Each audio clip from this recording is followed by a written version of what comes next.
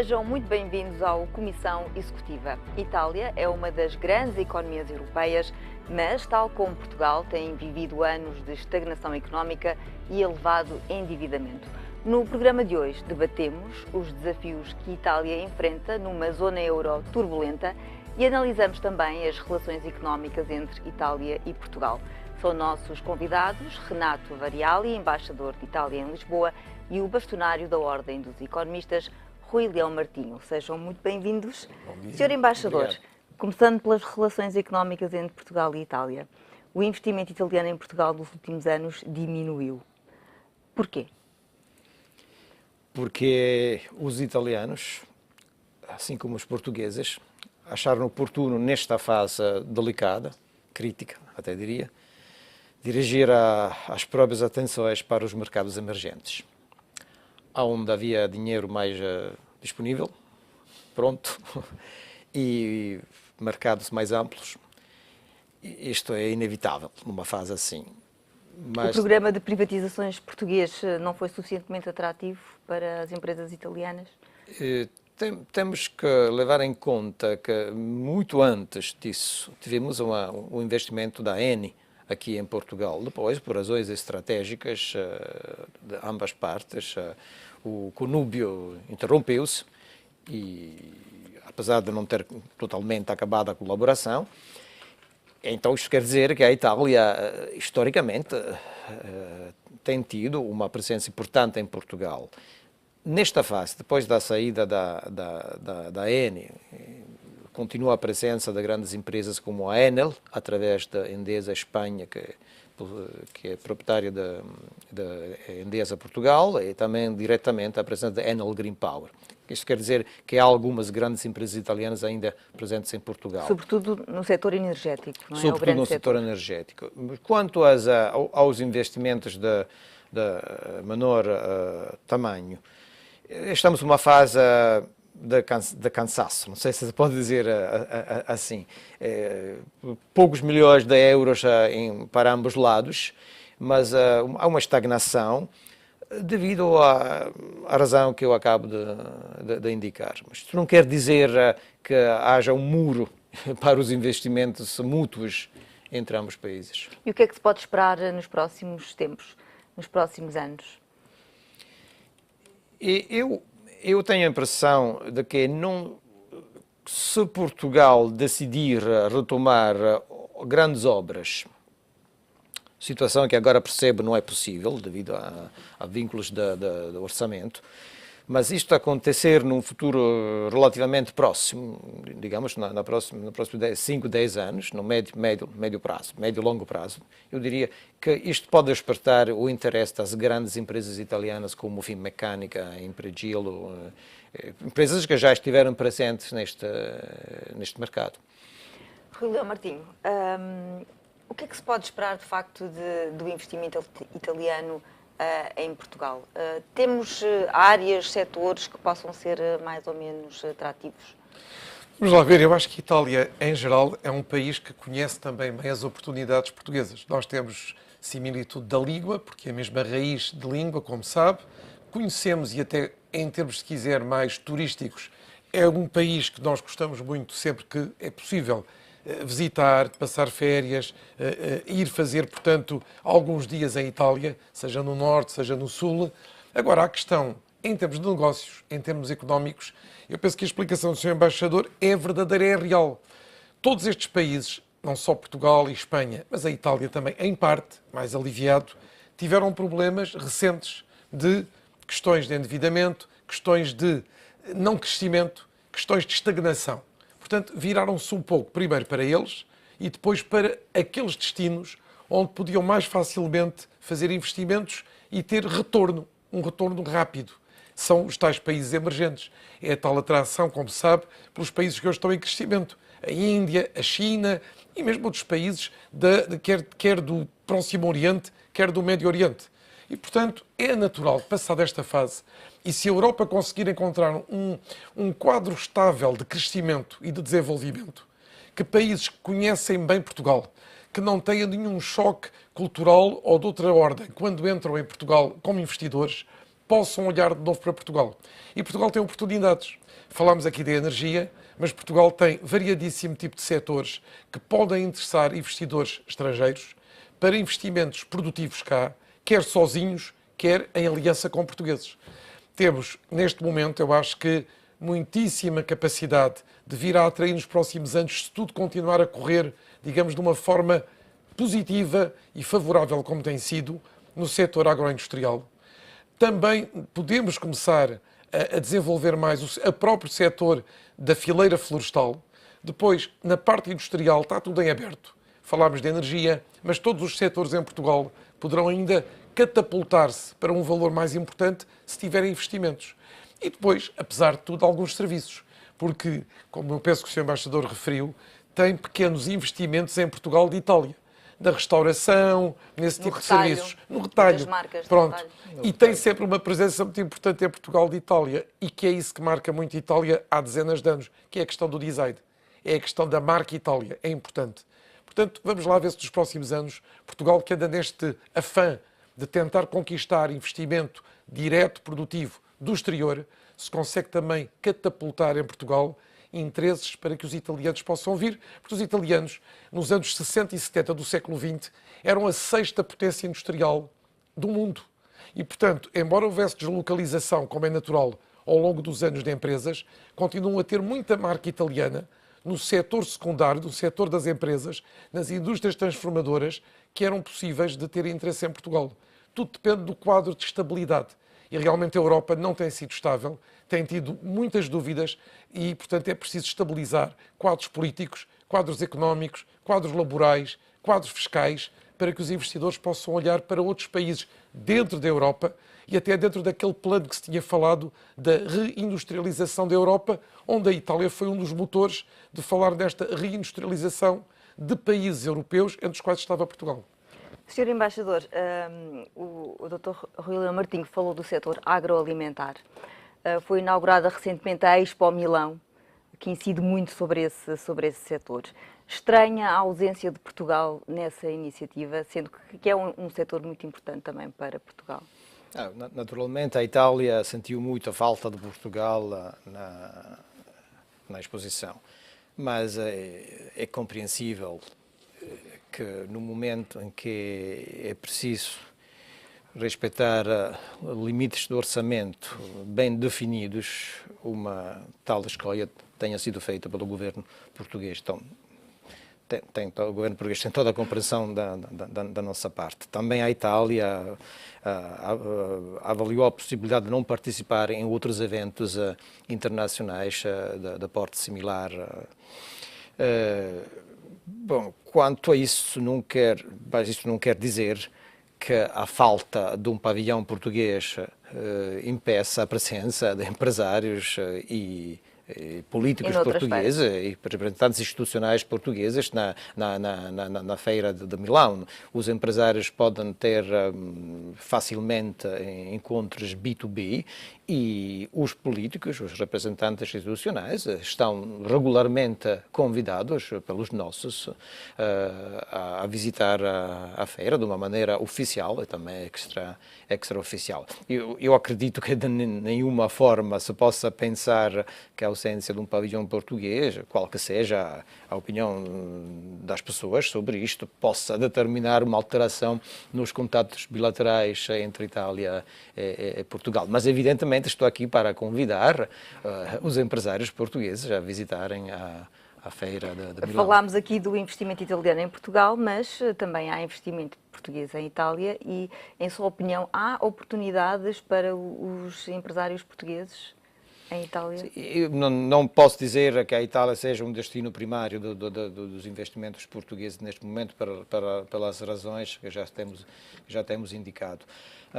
Mas evidentemente há uma facilidade para o empresariado português em investir na Itália, porque não há uma barreira linguística, os hábitos socioculturais são bem conhecidos em larga forma, parecidos. E nós estamos a reformar vários aspectos estruturais da economia italiana. Por exemplo, já foi introduzida uma reforma do mercado do trabalho, que já foi comentado positivamente por parceiros bem exigentes, como aqueles do norte da Europa, ou dos países Essas alterações na emergentes. legislação laboral vão ser muito importantes para conseguir atrair investimento. Sim. É porque a Itália, de facto, tem muitas semelhanças com Portugal. Tem um crescimento económico, tem tido um crescimento económico muito anémico nos últimos anos. O investimento tem caído. Lida também com uma taxa de desemprego acima dos 13%, tem uma dívida pública na ordem dos 130%. Portanto, precisa de facto de reformas para conseguir promover o crescimento económico. Isso está a ser feito neste momento em Itália? Absolutamente sim. As situações com Portugal são paralelas, com diferentes dimensões, então também consequências em caso de falhanço. Aquilo que nós conseguimos foi evitar a troika, mas ao mesmo tempo decidimos introduzir em 3 diferentes governos, Monti, Letta e o atual Renzi, uma série de reformas estruturais. É uma política profundamente séria do controle do déficit, mas ao mesmo tempo é preciso repetir infinitas vezes que não é só com as reformas estruturais, que é com a consolidação orçamental que se consegue o crescimento. Pode acontecer em determinadas situações, em determinados países, em determinados setores, mas nem sempre sistematicamente. E no caso da Itália, nós sentimos a necessidade de atuar de uma maneira concreta, proactive, como se diz em inglês, para produzir mais, para gerar mais postos de trabalho, dar trabalho aos jovens e também levar o crescimento às áreas mais pobres do nosso país, porque também, como se sabe, há uma diferença norte-sul, uma questão norte-sul que ainda não está totalmente resolvida. Parece que são quase 2 países dentro de um país, não é? Tal a divergência entre o norte e o sul de Itália. Menos do que em épocas passadas, mas de qualquer forma ainda é bastante visível um passo diferente entre o norte e o centro e o sul da Itália. Sr. Embaixador, relativamente à legislação laboral, disse que já foram aprovadas medidas nessa área. Sim. Quais foram as alterações em concreto? Basicamente, mais flexibilidade, mas não com precariado. É um sistema em que o trabalhador tem garantias maiores quanto mais fica no trabalho. Foi instituído o contrato único? É mais complicado, eu nem conheço pessoalmente os detalhes, mas o contrato é único até certo ponto. Como dizer, que tem situações laborais específicas que requerem flexibilidade e foram tomadas em conta. E o despedimento individual foi flexibilizado? Sim, mas como já repeti, mais difícil com o passar do tempo num posto de trabalho. Rui Lambertinho, as alterações que foram feitas em Itália na área da legislação laboral parece que vão um pouco de encontro às propostas do grupo de economistas que apresentaram o documento técnico para Portugal, que propõe o contrato único, precisamente, e uma penalização das empresas onde há muita rotatividade de trabalhadores. Parece-lhe que o país devia olhar para aquilo que está a ser feito em Itália e para os efeitos que essas mudanças estão a ter no mercado laboral? Vamos lá ver, eu não conheço muito bem as medidas laborais que foram introduzidas à Itália. O Sr. Embaixador conhece com certeza muito mais profundamente. Mas eu penso que, respondendo à sua pergunta, Portugal, como qualquer outro país, deve olhar para aquilo que os outros, que se fazem parte, digamos, do seu grupo, do seu clube, estão a fazer. E, portanto, é muito natural que Itália, Espanha, Portugal tenham uma legislação relativamente semelhante, quer em termos laborais e quer também para serem competitivos, também o deviam ter em termos, por exemplo, fiscais. Ora, em termos laborais, recordo-me que já na Comissão Executiva falámos e já cá tivemos até vários debates sobre isso. O que se é proposto por os tais economistas que fizeram este trabalho é exatamente tentar que o mercado de trabalho venha gradualmente a deixar de ter um número tão grande de pessoas em regime de precariedade, que é que eles tenham um contrato a prazo, um contrato a termo, que depois é renovado. Mas, como sabe também a Carla, as renovações têm um limite. E, portanto, a pessoa às vezes pode estar a trabalhar meia dúzia de anos e depois não tem emprego. Para o tal contrato único. Não quer dizer que seja de um dia para o outro, porque, como sabe, há muitas vozes autorizadas e conhecedoras que dizem que não se pode fazer isso, porque pode haver o risco de aumentar mais o desemprego.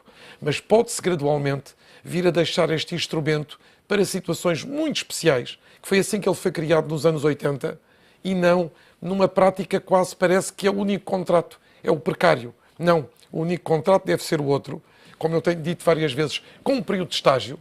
A pessoa deve entrar, deve provar que é capaz e que tem o perfil adequado durante um período, por exemplo, até 6 meses. E depois deve ter o seu contrato de trabalho. Mas como temos estes anos tantos e tão volumosos de contratados a termo fixo ou a prazo, é necessário agora fazer gradualmente esta transição.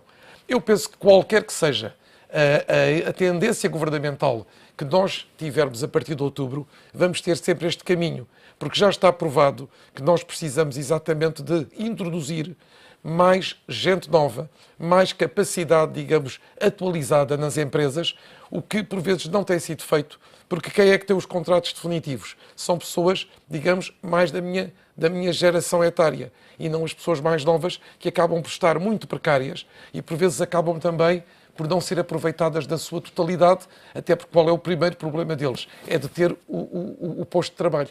E, portanto, isto tudo, eu penso que será positivo caminhar nesse sentido. A flexibilização que falou o Sr. Embaixador, eu acho que é o que todos os países têm pretendido, é que da rigidez que em geral o mercado de trabalho tinha, passarmos para uma flexibilização maior, que não ponha também em causa a questão dos despedimentos serem, digamos, tão facilitados que as pessoas também não tenham segurança. Nós temos de equilibrar muito isto.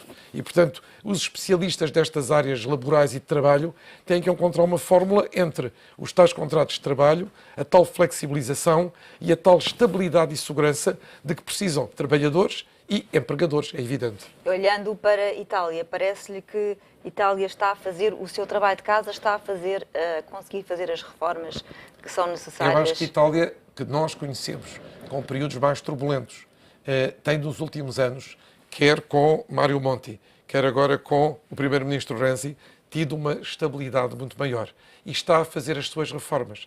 Claro está que, tal como aqui nós vemos, muitas delas enfrentam depois alguma oposição. É natural, porque foram muitos anos de outro tipo de legislação. Mas o caminho certo é aquele que puder dar a estes países. E embora a Itália tenha uma distância de Portugal, que tem a ver também com a sua dimensão e com a sua importância da União Europeia, porque a Itália é fundadora da Comunidade Económica Europeia. Portanto, é um país muito principal, muito fulcral da questão da União e até tem que ter um papel mais ativo, porque no passado teve-o, depois perdeu para aquele eixo França-Alemanha, mas eu penso que países como a Itália têm que voltar a estar na primeira linha das decisões da União Europeia. E Itália, neste momento, está a tentar fazer essas reformas para encontrar o quê? Aquilo que nós também queremos, ser mais competitiva, ser mais concorrencial, poder concorrer ao nível dos outros países e ter capacidade, lá está, de investimento e capacidade, ao mesmo tempo, de controlar permanentemente o déficit do orçamento e o endividamento. Se bem que a Itália, é preciso recordarmos, tem esse endividamento, mas ele é mais interno. É o endividamento para com os italianos, porque os italianos sempre tiveram um nível de poupança razoável e aplicavam-no muito a fazer, portanto, o financiamento, se quiser, do próprio Estado italiano. Exato. Portugal é o contrário. Nós endividamos lá fora. Pronto. Sr. Embaixador, voltando às reformas, foi aprovada uma nova lei eleitoral que mudou o sistema. Em sua opinião, é uma lei importante? Vai permitir uma maior estabilidade política em Itália? Tenho a impressão que sim. Porque através do prémio à maioria será possível estabilizar os governos. Agora, aquilo que temos ainda de ver é se vai até o ponto final a reforma das duas câmaras, porque a Itália tem um bicameralismo perfeito. E isto, por um lado, é uma garantia que as leis sejam produzidas com muita atenção, com muito cuidado, mas ao mesmo tempo foi causa de retardos, atrasos e confusão política de vez em quando. A atual maioria decidiu, o atual governo decidiu proceder à transformação do Senado numa Câmara diferente. Não vou entrar em detalhes porque nem se sabe exatamente como vai acabar Mas no essencial o Senado essencial, perde um pouco dos seus poderes. Perde muito do atual poder, já não vai ser um bicameralismo perfeito. E a Câmara dos Deputados será o verdadeiro Congresso do país. O Senado terá outro tipo de funções que estão a ser discutidas. Este seria uma passagem importante. A Itália está dividida, as forças políticas estão divididas, há opiniões diferentes, mesmo dentro da maioria, sobre como e quando introduzir esta reforma. Mas uma coisa pode estar garantida, a reforma eleitoral, e volto à sua pergunta inicial, facilitará a estabilidade política e, ao mesmo tempo, trará ao Parlamento italiano uma expressão suficientemente fiel da realidade política do povo italiano. E, em sua opinião, essa estabilidade política é importante também para a economia e para fomentar o crescimento económico?